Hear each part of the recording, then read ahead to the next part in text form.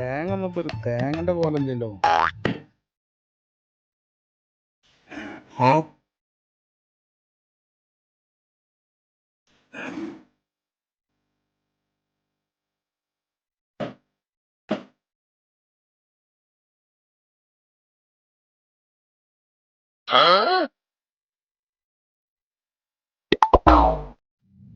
ബാബു അല്ല ചേര് ഇവിടുന്നപ്പം വരുന്നേ?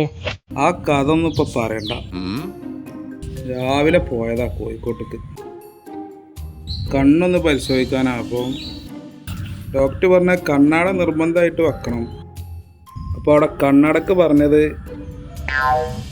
8000 ഉറുപ്പ്യ. ഞാൻ അവിടുന്ന് വണ്ടി കയറി രാമനാട്ടർ ഇറങ്ങി. രാമനാട്ടർ എത്തിയൊക്കെ ഇപ്പോൾ 5000 ഉറുപ്പ്യ പറഞ്ഞു.